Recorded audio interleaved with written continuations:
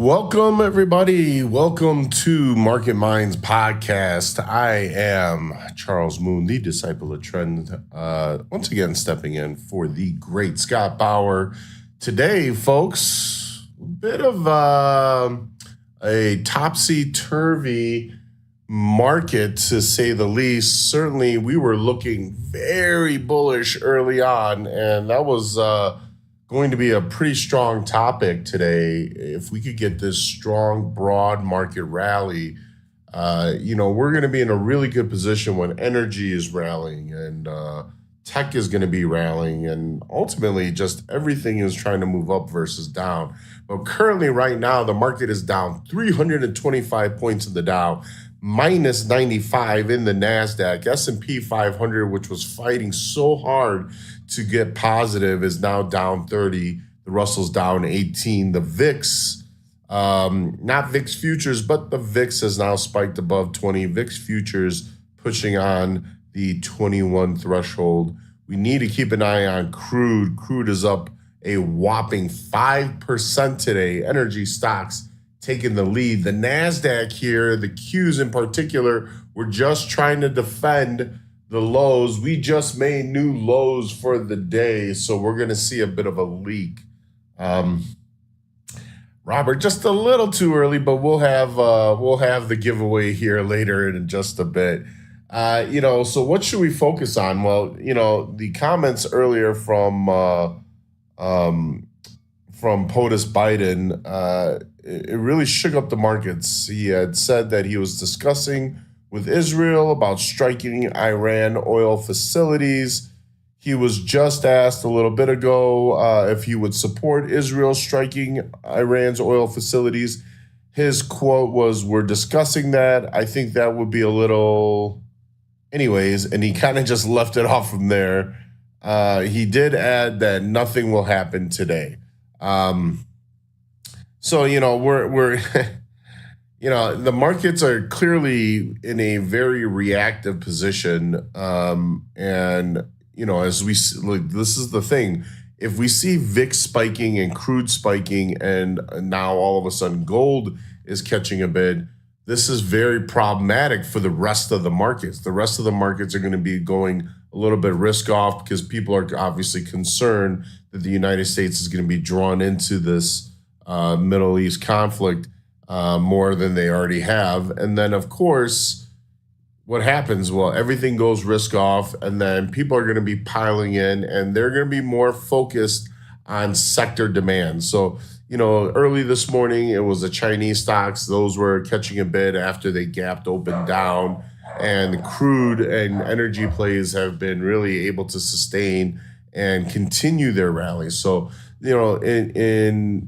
in relation, folks, if you see these headlines, your attention should turn immediately towards names like CVX and XOM, which both have really good profit pockets. CVX has room up to 160. XOM is trading, at unadulterated highs. They could be continuing to push. But there's a lot of names that haven't found the bids and recovered yet, but they're starting to. VLO is one of the best performers today. You're going to want to keep an eye on them. Victor Lima Oscar is their ticker. And you could also just look to play into more an asset that's less volatile, which would be the ETF, something like XLE. So that's going to be really, really, really important here. So I am in the mode to do a Q&A. I asked yesterday, folks, for those that attended, if you had some tickers for me today that we could review. I'll certainly present a few names that you're going to want to keep an eye on here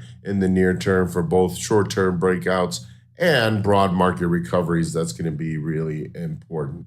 It did, yeah. And, TSM was a very big leader right now, but both are really going to give away their gains, especially if the Qs continue to break down.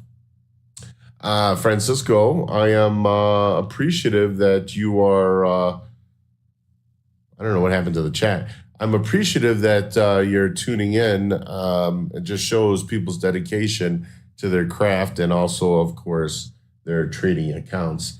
I'm going to do my best to provide this information, of course. I was really interested in seeing names like Microsoft and Apple be pretty good rebound plays today. Microsoft, again, initially started to break down, but had this really big turnaround. And of course, the news just totally killed that momentum and caused Microsoft to work a little bit lower here. Both Microsoft and Apple are making new intraday lows. Meta, however, is not only holding on their gains, but they're looking to try and pivot. Tesla's weakness is continuing from yesterday. They're rapidly approaching some very critical levels. I I appreciate the participation, folks. When do we want to do this giveaway? We'll have everybody say me then. Does anybody happen to have any questions for me directly relative to the markets? And if not, I'm going to give you I want to pull up my chart here and give you a kind of a glimpse of what we want to see in the near term to kind of give us some really good guidance that this market is ready to make a move. So effectively, I would think that Bitcoin would also kind of turn into a bit of a flight to safety play. But I wanted to discuss what the flight to safety assets are going to be. GLD is going to be number one that we're going to look into. Obviously, a lot of people are going to be focused on gold in relation to these negative news feeds. And what they do is they'll just randomly buy up gold if they're fearful of the markets moving lower. And fearful is obviously going to be gauged based on the VIX.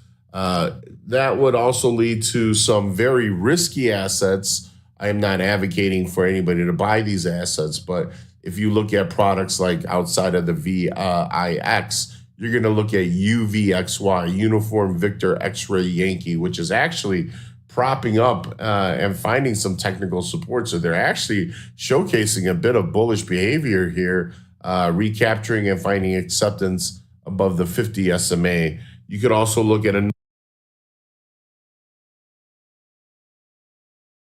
product, VIXY, VIXY, which gets very active when VIX volatility spikes. They're also showing bullish behavior, starting to prop up above that 200-day moving average.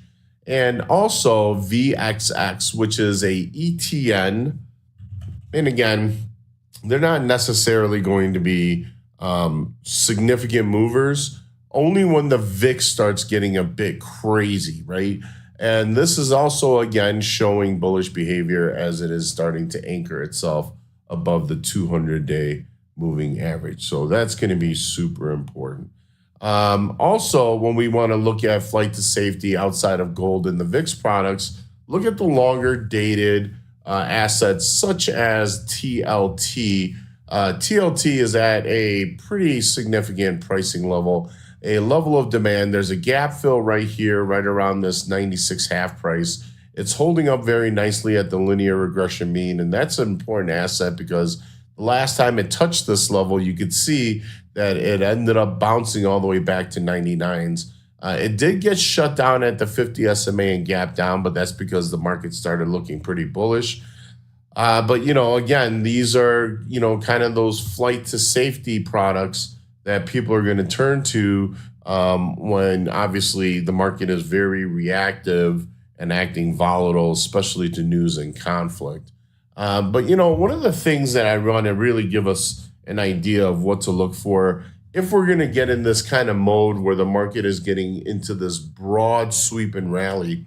We've seen crude rising up. We've seen the Chinese stocks making some moves. We've seen the Magnificent Seven trying to shift up higher. Obviously, the semiconductor sector is the most prominent sector out of tech, more so than cloud and cybersecurity at this moment. That's been a big driver of the NASDAQ. But, one of the things that I think we really need to focus on are retail names. And, this is, anything from consumer goods or consumer discretionary goods, names like obviously Advanced Auto Parts, Dollar General, Dollar Tree, which have been beaten down significantly. Those names starting to catch a bid. But you're going to want to look and keep an eye on names like Lulu, for example, which has been in a very significant and long sustained downtrend that they're trying to transition out of. that demand in a product like Lulu could really signify that the broad market rally is on. A recovery in names like Nike, for example, not the greatest of news withdrawing their full year guidance, but again, if demand perks in and certainly rising the stock up, that could have a significant kind of inflection point for the retail sector. And a name like Ulta, this is another one that's been an incredible performer, not just over the last year, but several years. Warren Buffett has obviously loaded up on this. This also, along with Lulu, are at an incredible and very important inflection point to try and sustain above here. So that's going to be important. Oh, check my messages here. I can see the YouTube chat, yes. Scott says there's massive upside call buying and call spreads in the VIX today. October 25.45 call spread, November 25.45 call spread, October 35.45. These are all opening trades. And when we see, millions upon millions being piled in, that's the market positioning themselves or bracing themselves for potentially what's known as the ugly. And that's, it would be a bit surprising. Obviously, this is traditionally a month that we see, higher level of demand in the markets. We have historically, been driving up during this time frame. And with earnings season coming around, that's usually a big catalyst for the markets to make the jump, because that's where the Magnificent Seven helps these big gap opens in the NASDAQ and the S&P 500. But it's pretty evident that if we're seeing these types of positions being opened in the markets, especially in the VIX products, that the market is either taking a very defensive stance, which generally means risk off on equities and protection of portfolios, or they're really betting to the downside here, that we're going to see this conflict continue to either grow and get worse, or at least sustain and continue for the near term. So this is going to be pretty important. Let me just follow up with this. So yes, I can see the YouTube chat. I see a lot of people saying me. That's how I knew. Hi, Scott. So what should we look at today here? Oh yeah, here you go. What else should we look at today? Well, let's look at the energy plays, right? XOM. Again, they were breaking the 52-week highs, and they're pushing, and they're in this position where they're at 3-5-year highs. And because of the linear regression channel, we're going to see possible progress. Now, if they puncture through this 125, for me, it really opens up the door for them to push for that 130, 135 range. They may be more of a grinder. The name that really stands out to me is CVX. The reason being is that while they haven't absolutely busted through the key price point of yesterday's highs, they are now above the 200-day moving average, which is highlighted by that teal blue line. And I'll draw that line across so you folks could see pretty clearly. And they fell below this threshold right at the start of August. I believe that's August 2nd right there. And they have struggled to get above. So now that they're above and anchoring above, they puncture through this 153 price. It opens the door for that trajectory to revisit these highs at 160. That's going to be an extremely important concept here relative to energy stocks. This is what's known as a profit pocket. If you notice here, and I take away this drawing, anything above these highs, there's nothing in the picture to say, hey, for short sellers, let's try and jump in and use this technical level as a reference. Or for buyers to be like, hey, we're coming up to resistance, maybe we need to secure profits. Absolutely not. So when we see stocks that have this upside potential, that has this profit pocket presented, a lot of the times we start seeing these breakout behaviors following suit. And if we relate that to the RSI as well, even with the extension and the big jump in energy names and the actual commodity itself, with conflict means obviously pricing in. And if that's only starting to amp up, then this move is just starting and has the potential to, of course, amp up. So we have room on the RSI. The daily chart RSI is at 59 right now. So there's certainly a lot more in relation to upside potential relative to timing in relation to that RSI. VLO was a really important name. They're standing out today. They were explosive. They were pretty muted yesterday. That's why it kind of caught me off surprise, but a huge explosion. They're at the 50 SMA right now. They're going to be touching up on this level. That 50 simple moving average on the daily chart is at 143.5. So if they happen to close above that level, that really opens the door for them to make another quick pop up to this 147.5. And then, of course, we start on the road to recovery. One of the names that we are currently long in is FANG. They just broke through resistance. So their profit pocket is opening the door up to 191 and possibly revisiting the zone between 195 and 200 in the near term. This stock has been flying over the last 3 days. And again, you could just see how this momentum has really just carried these names. They're moving like they're tech stocks, and it's pretty prominent to say the least. The one thing that I will say that could be very sneaky here is to look at names like Coin and MSTR. Now, Coin is facing some technical suppression at their 20 SMA, but Bitcoin continues to remain strong above the 60,000 price. And if they continue to hold, well, like I said, the markets are going to continue to hunt for, flight to safety plays. And, just like they would view gold in that, they may look at the digital gold asset, Bitcoin, as a flight to safety and start to pile in just a bit. So we'll have to wait and see. What's going on, Edgar? What's going on, John and Leaf? Love to see everybody in here. Thanks, everybody, for joining.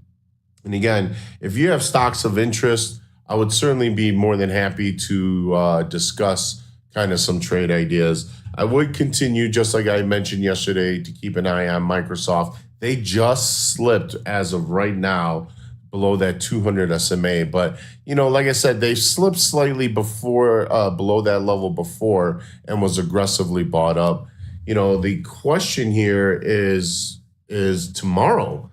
It's more of the timing factor, because no matter what, relative to obviously the external news that's surrounding the, markets, the global conflict, we still have to focus on what's, back in the States. And we have a very important report tomorrow morning, the NFP non-farm payroll jobs number. And of course, the thought of, the trader psychology going into the weekend. Are traders going to want to be holding onto positions over the weekend with all the conflict going on?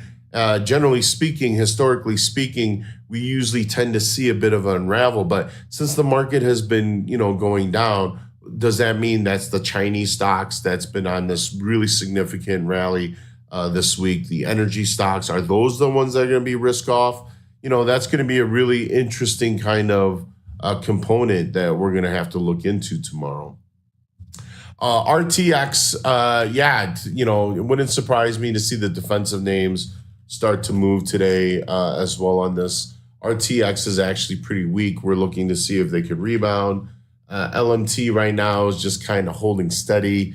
For me, the defensive name plays for the vast majority kind of already priced in that news, considering that LMT has jumped from 470 to 611 here over the last 2 months. They've already priced in a lot of that conflict as we are speaking, where, if we look at USO, for example, USO has been in the gutter. They finally got to this long-term demand zone. That's what I have highlighted in green, and they just got above the 200-day moving average today. So, in comparison, they have a big and very substantial amount of room to recover, whereas LMT is trading at these extremely inflated levels. It's very, very different in terms of valuation. So we got to be a little cautious on the defensive names on this news, whereas the energy stocks still have a great amount of potential to still price in. Sirius said, do you have any picks for those of us who might want to put some portfolio weight into flight of safety? Well, 100% it would be relative to a product like gold, because even though gold is, trading at these all-time never seen before in the history of mankind levels, it's still always going to be viewed as a flight to safety. Historically, it's always been that factor. And so it's as if people will, completely ignore the valuation aspect. I mean, they're just going to arbitrarily look to buy. And so, if we're looking for a technical aspect, 247.37 is the short-term ceiling. That's going to be the breakout zone for probably the run to at least 250, if not more. You could certainly consider, cheaper assets like the miners, like GDX, for example, which offer great value, but they don't necessarily become the quote-unquote flight to safety. However, if gold does continue to rise, they are just a beneficiary from that pricing movement, right?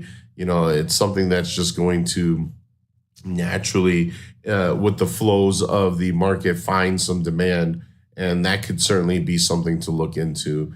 The riskiest, obviously, is looking to the digital gold assets, trying to buy into like the Bitcoin ETFs like IBIT, or this is my favorite ticker, by the way, HODL, HODL. Hold on for dear life. It's a very popular kind of meme stock / crypto saying, but I really love that they chose this as a ticker. Airbnb, they're down for the sessions, not surprising, but they're holding off of their lows. So that it's actually pretty surprising that they haven't dumped to new lows. I really love this trade idea. This is very similar structure-wise to TSM. It's something that I broke down in the room earlier, where the ATR trailing stop has flipped. For those that are familiar with my technicals, when we're pink and above, it's bearish bias. When it's blue and under, it's bullish bias. It's propped up on the 20 SMA, still sustaining. The 50 SMA is right below. There's a gap fill here. There's a gap fill here. The 120 level, which was a old resistance level. If you actually look very closely here, and I'll highlight it very quick with the yellow arrow, that was the old ceiling turning into the immediate floor that led to that really big breakout that we're pulling back from. So, am I optimistic even with this conflict that the market wants to rise? I am, at least for the time being. It may be a bit foolish, but, the market has shown a lot of bullish tendencies here. The SPY just last week was making new all-time highs. So it's not like we're in an extremely bearish state. And again, with these layers underneath, it makes me pretty comfortable. It's wider risk, but this is another one where if it does start to step up, has great upside potential. And, for me, I just love the opportunity here. It's one of those big risk, big reward trades. It's something that fits very much with my personality and my program. It's not for everybody, of course, but, you win big or go home. That's kind of how it works. So relative to, the opportunity, I find this short-term value to be very attractive. And, with those layers underneath, it allows us, it helps us. The odds are somewhat swayed in our favor. Now, folks, if you happen to like the live stream, do me a favor, please support us. Do me a favor, click that like button. Make sure you subscribe to our channel as well. And folks, slam that chat. Now's the time to slam it with the me's. And me. For those that want to get entered in today's swag contest, hit that like button, hit that chat with the me. We'll see where we're at here. Am I the best, Edgar? You the man. Oh, what's up, Tom? And Thomas and Mark. I'm glad to have you guys here. Todd as well. Lewis as well. Let's see. A lot of people are trying to talk here. So we're okay. There we go. We got the me's in the chat. Yeah, keep firing off, folks. Again, we're giving away swag. It's a little way of us. It's a small way to show our appreciation for you folks to support these live streams. And again, we certainly don't want it to just be infotainment. We certainly want it to be very beneficial. We know that people that tune in are those that are fairly active in the markets, and whether we could help you have a better analysis on outcomes or preparation of what could possibly happen, or maybe even just kind of give you glimpses into stocks that you just normally wouldn't look at, or trading opportunities that you wouldn't see yourself. Anything we can do to help, that's the whole kind of culture of our company, and that's why we do what we do. Quasar Markets is in the house, folks. Oh man, my man Big B and Howard, I appreciate you guys. Thanks for tuning in. Tech support. I don't know. Oh, John, what's up, baby? How's it going? Yeah, I don't want to say this is a bit of one-off. Obviously, we've seen this conflict news affect the markets. We've seen crude on a tear. I would strongly encourage you to keep your eyes on energy stocks. I could certainly help provide some more names. Names is obviously the most common or popular name out of this sector is Oxy because of Warren Buffett. They are really recovering very nicely, but Apache is starting to move up. Halliburton as well. That's APA. Halliburton is HAL. These stocks are all starting to recover and make some noise. The names that I'm interested to seeing that hasn't been active but is active today is Marathon, MPC. They're at the 200-day moving average. They can make another, 6% leap if they could get above 172. COP, ConocoPhillips, this is another one that's rapidly approaching this 114, 115 resistance zone. They break free. They might start pushing into the upper 120s. They should definitely be on watch. The name that I feel that has incredible upside that could be a high flyer on top of VLO is going to be EOG. That's certainly one to watch. HES, of course, but I believe they're going to be folded up soon. They could be on watch. And what's surprising is that the lack of demand in the solar plays kind of continue to present itself. But generally speaking, when crude and energy stocks start to rise quickly, we start seeing some demand in some of the energy or the solar plays. So names like FSLR, ENPH, they should start at least, being added to your watch list so that you could be on watch here in the near term.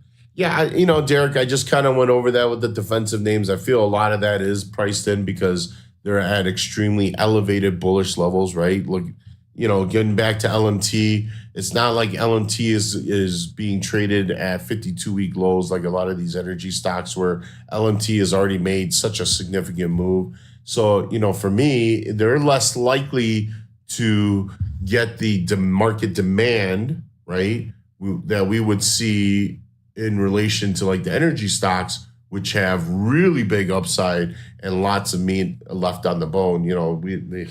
How much more is left in LMT here?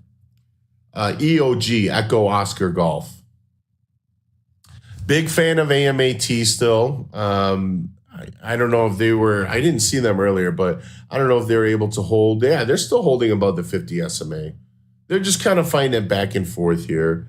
One of the biggest standouts of the sector outside of NVIDIA today is VRT. If you're not familiar with this asset, this is one that moves very quickly in relation to the semis, and when the semis recover, this might be a name to keep an eye on here in the near term. Would I buy a put on Netflix?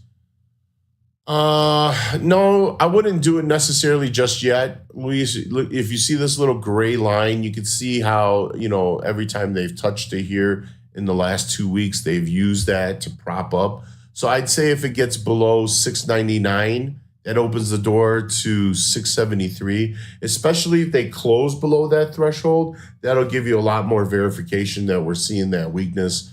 That'll mirror the last time they did that, which was right around here. They broke through that threshold, and you could see that they came straight down to this orange line before rebounding back. So, now there's a lot more separation in between where the 20 SMA and the 50 SMA. The 20 SMA is right at the top of that box. So if it loses that level, that's where it kind of opens that door. There's a lot of, open space, that profit pocket that we were discussing. That's kind of where I would look into it. Just don't be too aggressive. Just be patient. It's worth giving up a few points to get that verification as opposed to try and speculate and then seeing it reverse right against you. So I like the idea, but, again, that, requires the markets to continue to pull back. I do think the market is trying to rally. Obviously, the external factors are moving us lower, so we'll have to wait and see. All right, folks. Again, where is the wheel? I am going to do the drawing right now, folks. Thank you very much. So, I wish I had some cool music for this, but I don't. So, look, everybody's name is on the list. Good luck, everybody. Let's see who's going to be our winner today. Oh, it's almost Mark. It is serious. I am unsure what your first and last name is, but if you could email us, I don't know what the email. Can someone post the email? We would need you to email us your information so we could get your contact info and send out that swag. There you go. prosperswag@prospertrading.com. Well done. Yeah, I use the basics. These are moving averages, simple moving averages. I use a price channel, also known as the Donchian channel. My favorite indicator of all time is known as the ATR trailing stop. Not too many brokers have it. TradingView has it. Thinkorswim has it.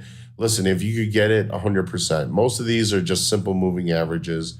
These dotted lines are just manually drawn. So I keep it fairly basic. There's a decent amount on here, but overall, it's pretty good. The only other indicator here would be the linear regression channel, shared with me by a great friend, Howard Greenberg. This is a guy that obviously is a crusher in the crypto market. And speaking of which, Bitcoin is starting to catch a bid. They just reversed for about 600 points off the lows. But he introduced this indicator to me. I feel it's a great indicator, especially if you kind of understand the nuances. It's very similar to how you would interpret a VWAP getting above and below the mean and where the extended ranges could be. But it's all about projectability and outcomes, and this is what really helps me in understand a little bit more depth of projectability, okay? The 200, 150, and 20, those are the ones that I use. I don't use a 4, all right? As stated by Michael, you could go to our Prosper Trading Academy YouTube channel, folks, where we have a plethora of information. A lot of the indicators that I do use is also presented there. So please feel free to support the channel by liking and subscribing as much as you can. And of course, spamming those comments with your love or any or questions if you happen to have them. All right, folks, so I am going to wrap this up. I don't want to take too much of your time. We've already kind of gone past our threshold, but we'll see. We'll see what's in store for us. Don't forget, those NFP numbers are due out before the open tomorrow. We have to see how the markets want to position themselves, whether they're going to be going risk on or risk off into the weekend with the conflict. The conflict news is going to be the major headlines overnight. We have to see how overnight trading is going to be. And tomorrow, well, at least early, could be pretty crazy, pretty fun. We'll see how it goes. Just want to say thanks, everybody, for your participation. Thanks for tuning in. And until next time on Market Minds, peace and love, everybody. Let me do the outro.